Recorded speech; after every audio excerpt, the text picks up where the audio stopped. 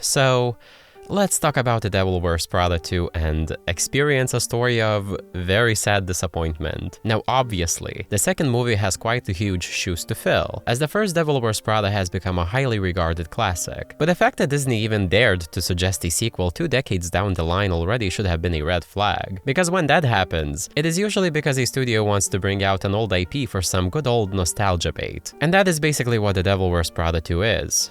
Before you smash that dislike button, allow me to say that it is not an easy thing for me to point out, because I was rooting for this movie. There were heaps of people ready to dismiss it, while another contingent was commenting all over social media begging to the universe for the movie not to be a flop, and I was one of those people. And so far, it is not a financial flop, the nostalgia worked. But I also cannot sit here in good conscience and tell you that it is a good follow-up to the first, because it is not. To everyone's dismay, The Devil Wears Prada 2 is not a unique revisitation to a beloved classic, and does very little to beat the cash grab allegations. It is at most a good reunion movie between actors and characters that we loved from the first one. It borrows the aesthetics and the characters of the first, but its biggest problem is that it refuses to engage with what the first movie actually stood for. So let's just address the movie head-on through its supposed plot and themes. Well, before we do that, I would appreciate for you to smash the subscribe button. Also, give this video a like, drop a comment. Help out a struggling student, you know? So anyways. So when it comes to the plot, it is like a Disney-fied reunion movie if anything, and I don't particularly like that. The movie kicks off with setting up two things. First, showing Miranda is out of touch with the current realities of the fashion world. It is shown that someone leaked that Miranda basically advertised a brand that relies on sweatshops, which is an obvious no-no. Then the movie sets up the fact that Andi and her newsroom get fired via text, and Andi proceeds to give a whole speech about it, and I guess it goes a bit viral? Spoilers, by the way, but the owners of Runway are concerned about a scandal unfolding with Miranda, and also with the overall state of Runway, so they seek to employ someone to help them get everything back on track, and that someone happens to be Andi. Spoilers for the ending, but it is Nigel who sneakily floats her to the CEO. And now, I am not sure how much I like the fact that she ends up back in Runway. In a way, I guess it makes sense that she would be a good candidate for the job, but also kinda doesn't, because throughout the first movie, Andi was pretty steadfast in leaving fashion because she wasn't really interested in writing about that. She worked at Runway as an assistant, she wasn't writing anything there, and it did provide a very good vantage point for her to go after something she actually wanted. In the second movie, they sort of allow her to do her thing and write about the topic she cares about, which I guess is cool enough. Then we get to see Miranda having to answer to advertisers over the scandal, as the movie makes moves to make you understand that nobody really engages in magazines the same way as before. Nowadays, everyone cares about clicks and engagement, which means that Miranda and her cohort are now at the mercy of the algorithms that run the internet and late-stage capitalism. And that is how we are reintroduced to Emily, who now works on behalf of advertisers that happen to advertise on Runway. And I like Emily's vocation way more than I like Andi's. I feel like Emily's reintroduction was probably the most organic out of the three, and with the reintroductions fully out of the way, the movie then devolves into basically trying to save Runway. In the middle of the movie, the owner of Elias and Clark dramatically passes away, and then his son, who is played by BJ Novak, takes over. This, I suppose, is meant to touch upon the nepotism in the industry of the kids who don't have a single clue about running a company taking over, which is realistic. And he very clearly doesn't know anything about fashion or running Runway. In this way, the movie creates an existential threat that unites Andi and Miranda, so they scramble to make the son sell Runway to the supposed right person who would allow it for the magazine to continue with dignity. And they happen to succeed. And that is basically that on that, which is how we finally arrive to the themes of the movie. So the supposed themes of the movie are relevant, but there is a very unfortunate caveat. The OG movie is set way back in the early 2000s. If you go by the release date, it takes place in the year of 2006. This one also takes place when it is released, which is 2026. There is basically a 20-year gap in the Devil Wears Prada universe. And just like the first movie, it tries to give you a look into how a fashion magazine operates. And it is entirely logical and expected that the fashion magazines of 2006 are not fashion magazines of 2026. A lot has already been said about what the movie actually tries to say. It is something death of journalism. It is something the new age of internet is making magazines and journalism a bit obsolete. AI is coming for the jobs of creative people, and thus creativity is now on the brink of death. Journalists and creatives are not as important anymore. As someone who is now in a master's program for journalism, trust me, I know. The landscape right now for both journalism and creative output is extremely grim. Even YouTube is ridden with AI these days, so themes like that are in fact fully relevant. And yet, I have conflicting feelings about how this movie presents them. There are two sides of this, so let's tackle the first. If you think about the current context, the movie is very correct in trying to depict that. This does happen to be the reality of various magazines, and Runway is no different in that. I appreciate the fact that the movie has a strong stand in the subject and that it tries to push back against these trends. It also proceeds to strike a very different tone from the first movie because of this. The first movie is more of a fantasy and chic inside look into the inner workings of an industry that not a lot of people get to experience first person. The second one is a much more serious and sentimental look at the same industry and how it is faring in the modern age. Then there comes the other side and the main caveat that ultimately is against the movie. The fact that it's The Devil Wears Prada in the first place. I do not want to diminish the fact that the movie goes to these grim places of the industry. I can imagine that there are plenty of people that appreciate the fact that these issues are being brought to the forefront in the first place. Whatever discussion that's going to come out of it is going to be a worthwhile one either way. But I cannot lie to you, the themes feel inserted into the movie by force rather than stemming organically from the world of the first movie. There is just something disingenuous about the way these themes come up in the movie and how they interact with the existing characters and the contents of the first movie that ultimately brings the entire movie down. It does put into question whether this was a genuine attempt to create a new movie for the fans of Devil Wears Prada that is a worthy successor, or a movie that simply aims to include all of the hot buzzwords to generate discussion that is, while worthwhile, ultimately shallow in the context of the movie's world, which shows the most through how the movie treats its legacy characters. The truth is that the movie ignores the emotional consequences of the first movie in multiple ways. So let's begin with our favorite, phone into the fountain throwing girlie named Andi. Andi. Oh, do I have things to say about you? So as I have mentioned, it is shown that she loses her job at the beginning of the movie. So when Runway comes to her calling, she obviously takes it. I mean, in this job market, in this economy, and for double the pay. But what surprised me a lot was that her behavior remained as juvenile as in the first movie. There is a surprising lack of substance and growth in the way she's characterized this time around. You know, maybe it's just the cynic in me, but I feel like especially in the context of the movie, Andi comes off as stupidly optimistic, eager, and a bit naive. I would imagine that after 20 years in the business, she would have become at least a bit hardened and would maybe carry herself with a bit more confidence and self-assuredness. Yet somehow, when she stumbles into the famous Miranda Priestly office almost 2 decades later, she still remains the same old quirky Andi. First time around, it was not as quirky, and it also worked. It was, after all, a fish out of the water story for Andrea. This time around, it just feels massively disingenuous. The basis of my feelings on this are partially personal though. When I think of Andi in this movie and why it doesn't work, I cannot help but think of, for example, how different bachelor's and master's studies feel. Again, this is a bit personal, but I am currently in the process of getting a master's degree in journalism, hilariously. And the difference between how people without a bachelor's and with bachelor's carry themselves is night and day. When you start bachelor's, you usually don't know shit, you haven't worked in your field at all, and you act that way. People in master's, however, usually have held positions in areas of their interest, and they obviously act like it. After a certain while, you just cannot help but feel more confident in yourself, like you actually know something. So you also kind of act accordingly, you know? Maybe that's just me, maybe that's just my experience. Yet Andi, now in her 40s, feels like she just walked off the set of the first movie straight into the second. Every time Andi was acting like that, I kind of wanted to shake her and remind her that, come on now girl, you spent 20 years in journalism, you won awards for your work, you know stuff, be confident in it. But this is her only in the professional context. Then we get to the interpersonal context, especially when it comes to Miranda. Something just feels off about seeing Andi walking into that office and getting somehow portrayed in the same power imbalance as the first movie. She still feels like she becomes this little fragile thing in front of Miranda. She becomes the same old Andi who desperately seeks the approval of Miranda, which is especially weird since she was hired for her expertise to straighten the ship that has gone a bit astray under Miranda. And you know what? Maybe it would make sense why she defaults to those behaviors in front of the former abusive boss. Imagine a scenario where she has a bit of a trauma response being back into that office, and that is what is happening here. Some fear in there invoked years later from a seriously toxic workplace. But that isn't even anywhere near what the movie tells us. I guess I should blame the weirdly wishy-washy ending of the first movie. Just for a recap, the first movie sees Andi and Miranda in Paris. They have a talk where Miranda says that they are basically very similar to each other, because both of them stabbed people in the back to get where they were. It suggests that the two of them share the same grit and determination to get where they want, which Miranda seems to respect in Andrea. Yet Andrea very famously throws her phone into a fountain in Paris when she sees Miranda calling, basically throwing a big middle finger to Miranda and leaving runway. Andrea does receive a recommendation from Miranda, which gets her hired where she wants, which again, it is very slightly wishy-washy, but it's a cool ending and it's not that far-fetched. Then Andi manages to see Miranda out there and waves at her. Miranda sits in the car and smiles.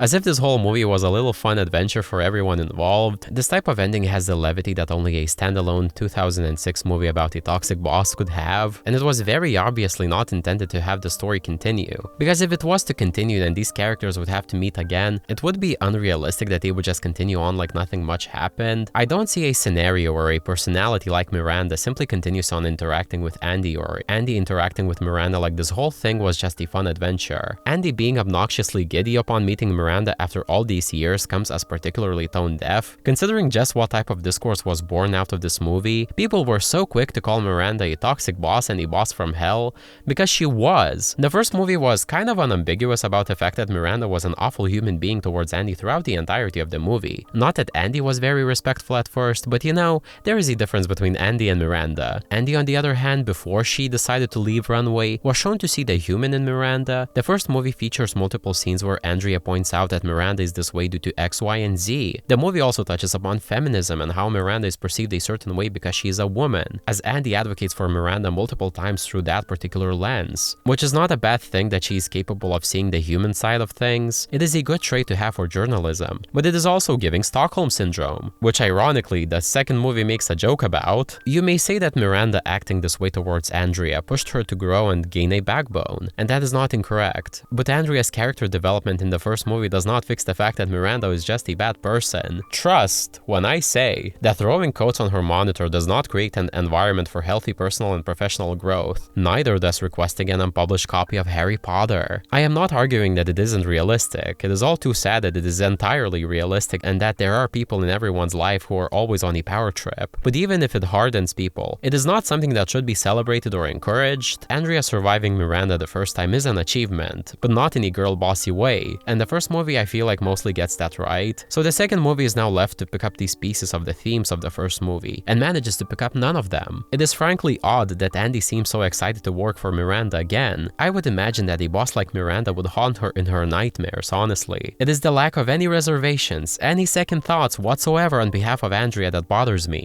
I feel like even more in 20 years it would have left Andrea space to maybe reflect on how Miranda treated her, especially since Andrea proceeded to move more across the professional circles. Would I prefer for Andrea to be mean and cold towards Miranda? Of course not. I am not asking for her to hold a grudge, but I would have loved for the movie to indicate at least some emotional depth in there. Not to mention the fact that Andrea's characterization wastes the movie's plot completely in some ways. In the first movie, Andrea needed Runway more than Runway needed Andrea. In the second movie, that is kind of reversed, because now Runway reaches out to her. Sure, Andrea was out of a job, but she wasn't exactly banging on Runway's door begging them to take her back. And none of this comes into play at any moment, since they choose to play it as a "we are in the same boat" due to the supposed themes and trends of journalism that the movie tries to tackle with Andrea, and I find that wasteful. And then, lastly, we get to the supposed love interest, which is honestly why. She goes to view an apartment building, and then there is this guy in the apartment that she's viewing, and as soon as that man appeared, it was like the words love interest were plastered all over him. Then they go on a few cute little dates, then they are together, then the movie manufactures some drama between them, then they are seemingly on shaky grounds while Andrea is away in Milan, but then she returns and says, "Let's try again," or something like that, and that is it. I feel like it is a bit of an attempt to mimic the first movie in its narrative elements, since in the first movie she also has a love interest, but the love interest in the first movie at least contributed to showing how her having a toxic job contributed to her life unfolding. Of course, the entirety of the internet agrees that Nate was not a good boyfriend to Andi, which is a reading that lacks nuance in my view, but he still was there for a reason. So I feel like maybe this love interest is supposed to be a reversal of that, but I don't fucking know. It wasn't really, it didn't add anything. So Andi's arc concludes in this weird reversal of the first movie. She has a healthy relationship and also works with Miranda, which, okay. Then we get to the most interesting character of the movie, and that is Emily. I did not expect myself to get so invested in Emily, but I did. I feel like out of all of the characters, she makes the most sense in where we left her last time and where she ends up. Dare I say it?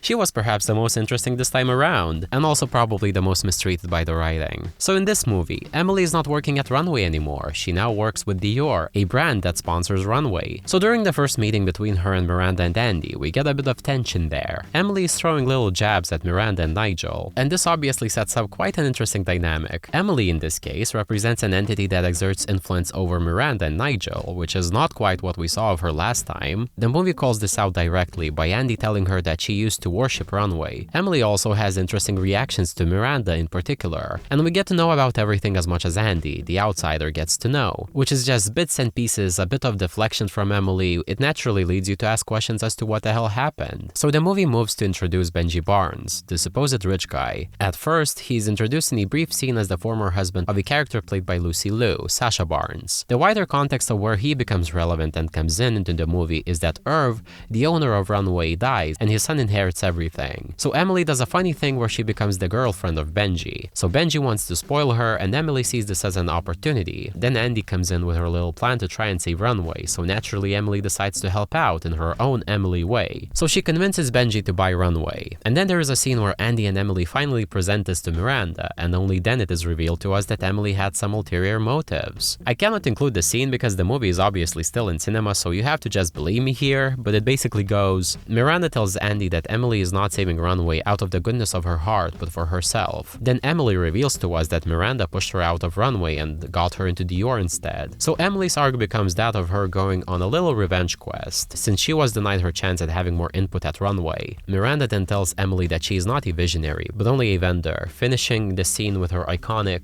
"that is all." The scene was amazing. Miranda was perfect, Emily was perfect, Andi was perfect. The way I gasped at the scene, I was genuinely shook. And this is the closest that the movie gets to carrying on the spirit of the first one. This reveal also provides some very interesting considerations. I think it really is interesting how this revelation recontextualizes the paths of Emily and Andi. I think it is wild to think about how Emily, a person who actually cares a lot about fashion in both movies, gets consistently sidelined in both of them. Andi, on the other hand, did not want to even be involved in anything like that to begin with, and gets to do something similar to what Emily would have wanted to do. And so, this is going to be the first time in the video where I say that a more interesting story kinda happens off screen. I would have loved to have gotten maybe a flashback, something, anything, actually showing the situation. Any elaboration would have been welcome. And you could say that what Miranda did to her wasn't that bad, considering that she might have been right all along. The second movie does a lot to showcase that Emily's ideas are not very groundbreaking. But here we come to yet another instance where it feels as though the movie could have had more nuance, but chooses not to. If you think about it, both Andi and Emily went through the same meat grinder that was working with Miranda. In the first movie, Emily was shown to have already been adjusted to it and on top of her work. She also actively participated in bullying Andi along with Miranda while providing no helping hand in helping her adjust. Emily blended in wonderfully in that environment because she adopted that behavior. She became another part of the toxic workplace environment that Miranda set up. So I feel like there is quite a lot of introspection to be had there from Emily after she basically sold her soul for that job. The first movie does a very good job at emphasizing just how many girls wanted Andi's job and just how much she should be grateful, and that it takes a lot of sacrifice and effort to stay in that position. Emily was shown to step up to that job by literally sacrificing her own life for her tyrant boss, and then she was pushed out by her literal idol. If there was at least one simple scene of Emily acknowledging just how much she put on the line to get where she was and how Miranda didn't give a shit about it anyways, it could have added so much depth. Or you could say that Emily is not the type of person to sit around and mope about it, which would also be valid, but the movie also makes an antagonist out of her without giving her a better context. Sure, at the end nobody's bashing her for what went down, but it is a missed opportunity to not do anything with all that context that we get to see in the first movie. There could have been some more common ground between Emily and Andi, to at least allude to the absolute meat grinder they both went through with Miranda. But that is just the issue, right? Miranda. Miranda Priestly has become an iconic part of pop culture. She is known for her iconic one-liners and also being an absolute tyrant in the workplace. This is what most people take away from the first movie. So to understand the first movie, you have to understand Miranda. If you want to make the case that she was so demanding and so horrible to everyone because she simply demanded something as simple as basic competence and that she wasn't that bad, this will not be the place to argue that. You will not change my mind on the fact that Miranda was very needlessly horrible to everyone around her. The first movie goes through some effort to convince you that the job that Miranda has takes a particular person to get done, which makes her character more so a face that is attached to the rot of the industry as a whole rather than some rogue agent who just decided to make everyone's professional lives at runway wars. If anything, Miranda is, if at times exaggerated, a symbol to make a point of just how horrible that particular corner of the world can be. Her legacy is defined exactly by her vile actions which help her get to the top. But that was 2006, that was a different time. So how does The Devil Wears Prada 2 grapple with this very complicated legacy of Miranda Priestly? Well,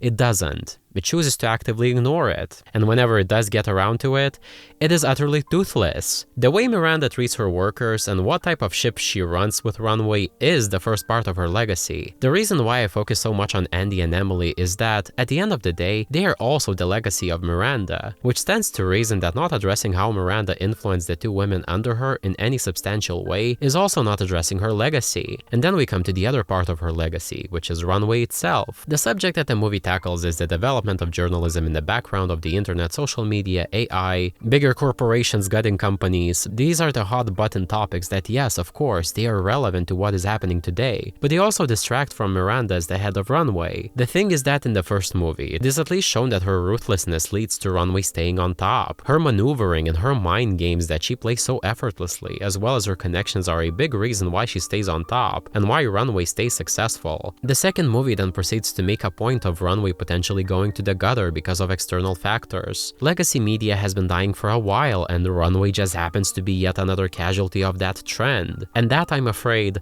has not a lot to do with Miranda. Internet booming and taking away influence from old-fashioned fashion magazines has very little to do with Miranda. Potential buyout by a millionaire also has very little to do with Miranda. The power dynamic shifting and a former highly respected fashion magazine becoming irrelevant also has very little to do with Miranda. Sure, you may argue that she could lead the magazine to adapt, but that wasn't portrayed as much of an issue. The main antagonist of the movie is not Miranda, it's the budget cuts and capitalism. Miranda no longer embodies the system, so one of the only probable storylines for a character like Miranda is her grappling with the changing times and losing the power that she previously had. And power indeed she had. In the now famous car scene between Andrea and Miranda, Miranda reveals that she had managed to retain her position by threatening the CEO of the company, that if she doesn't get what she wants, she will take all the designers and talent that were loyal to her. The first movie establishes that she had helped make names in the industry. People were at her mercy. The rise of the internet culture probably democratized everything to such an extent that Miranda no longer could act as a coveted gatekeeper of all things fashion. The more interesting story here is how Miranda would deal with the power being taken away from her and her potentially having nothing to combat it with. This is the second and hopefully the final time in the video where I say that the more interesting story in The Devil Wears Prada 2 happens entirely off screen. The Miranda that we see on screen is already seemingly adjusted to the new modus operandi. Or operandria? For instance, the scene after the scandal is revealed with the sweatshops, she receives a call from the CEO where she has to calm him down by saying that she will sort it out with the advertisers. The first time she goes to Dior and meets with Emily, she rolls over to Emily's demands and goes about her day like nothing happened. Miranda explains to Andrea that it is just the way it is and that the power is now held by the advertisers. Miranda seemingly has no leverage, but nor does she seek one, which is a wild situation to find Miranda in, a person who used to make people literally fear her. So it is clear that something must have happened between the ending of the first film and the beginning of the second. But don't worry your little head, because you won't find out what exactly happened anyway. That is because it feels like nothing happened. They just wanted to write her that way. You can piece together some form of a headcanon from the little bits that we do get, and also make general assumptions on Miranda's age as to what might be happening. I suppose if you tilt your head a little, you may make an argument that Miranda is just getting older and therefore more tired to fight for Runway. Andi also wonders the exact same thing, and the movie never really addresses this head-on. We never really get a proper explanation why she's just giving up. Andrea makes a point to say that she expects Miranda to have some backup plan or something in place to secure Runway's future, yet that never comes. The most definitive answer we do get as to why Miranda is like that is when she tells Andrea at the end of the movie that Andrea somehow woke her up, and I honestly don't really like it that much. It is a serviceable progression, but it certainly is not the most exciting nor the most potent way to write Miranda. The movie shifts gears and spends an awful lot of time victimizing Miranda instead. We get a ton of sympathy towards her coming from Andrea, despite the fact that Andrea gets constantly undercut by Miranda for comedic effect. We get a supposed portrayal of Emily, which the movie foreshadows as a Judas moment, for which Andrea proceeds to apologize to Miranda for. Miranda is portrayed as the victim of all of this, without even an ounce of self-reflection as to why Emily was coming for her so hard in the first place. I would imagine if Miranda wasn't such a prick to Emily, Emily wouldn't be such a prick to her.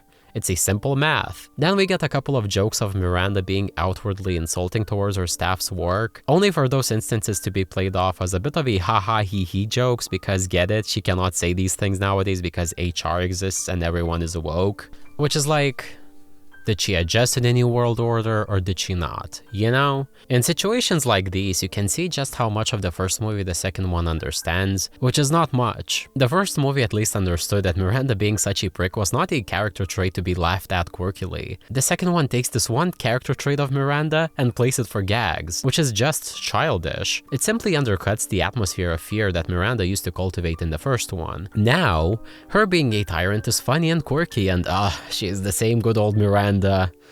A proper knee slapper, you know? And that just makes Miranda a shadow of her former self, and also makes the movie entirely avoidant of Miranda as a three-dimensional and deeply flawed character that she was in the first one. I already said that to understand the first movie, you have to understand Miranda, and this movie does not understand Miranda, therefore it does not understand the first movie. And with that, the movie just ends up hurting itself way more than it realizes.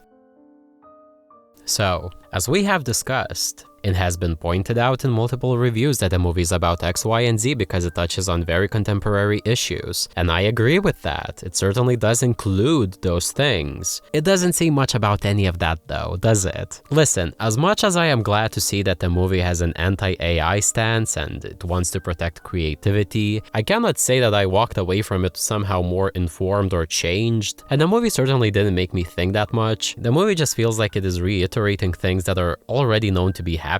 Truly, was anything that the movie presented to you in any way more informative than what you could have read online about what is happening? And the movie doesn't do anything interesting with its posturing either. I only say this because the movie has all the elements in there that could lead to something interesting. I would like to return for one more time to the best moment of the movie, which is the Emily twist reveal. Truth be told, I like this scene only in isolation. I don't actually like where it leads to. It leads to the fact that the movie makes you believe that Miranda was right all along. This feels weirdly reductive towards Emily, and just leaves a sour taste in my mouth. And I would have wished for the movie to show Miranda as incorrect. She has already been somewhat wrong before with Andrea. Andrea did just up and left her after that car ride in the first movie. She chose differently and overall proved herself to indeed be different from her toxic boss. Or rather, Andi recognized the cost of becoming Miranda and chose differently. The reason why I bring this up is that when you synthesize all of the ideas we have touched upon so far, there is a compelling story to be told here in relation to these characters. The more interesting story, once again, lies in what is off-screen and all of the current movie's blind spots. The movie surprisingly misses out on the fact that both Miranda and Emily have something in common. They sacrifice their entire lives for Runway. The movie doesn't pick up on this because it is more so focused on Emily being the antagonist in this one. Yet what is even more interesting is that both of their sacrifices lead them to quite similar outcomes. They are both being basically spat out by the industry that they used to serve so blindly. This is not the most emphasized in the second movie when it comes to Miranda, but the elements of it are there. The power dynamic shifted around with Miranda now becoming a subordinate to such notions as advertising and people consuming media differently, her getting out of touch and getting cancelled online. The movie literally begins with Runway doing something with florals for spring, a very clear message about the state that Runway is in today. And it is because of this that it would have been so interesting to see Emily and Miranda more in parallel to each other rather than at different ends of the narrative. Think about it. Miranda getting pushed out of influence is an interesting comeuppance that she received receives for undercutting people like Emily. It is also a clear message that the industry does not really value you as a person, but rather for what skills you provide at a given moment and whether you can create revenue. Which, well, you could say Miranda was kinda doing the same thing. She didn't see people for people, she only saw what they could bring to the table for her magazine. And this has all the necessary narrative propulsion to extend upon the themes presented in the first movie, to show that the industry and times can be merciless to everyone, including such industry legends as Miranda, combined with a potential storyline of her actually putting up a fight or dealing with the repercussions of having to give away control. It would have made for a more compelling exploration of a changing media landscape. I would also imagine a skill set like Emily's would serve Runway way more than Miranda's in this day and age, especially when you realize that maneuvering just like Emily did in the movie would have served Runway way better than Miranda getting into an online scandal. The same can be said about Andi. The movie introduces her as a way to help Runway, yet still prefers to view Andi as incompetent. If only the movie wasn't busy in focusing on the alleged comedy between Miranda and Andi, perhaps it would have been able to set up a better argument towards Andrea's competency. If the movie was smarter, it would have recognized that maybe both Emily and Andrea do have something to bring to the table, and their skills could complement each other rather nicely. There were just so many thematic connections to be made and storylines to craft, but that is not what is present in the movie, and that is just a sad, but a very real fact.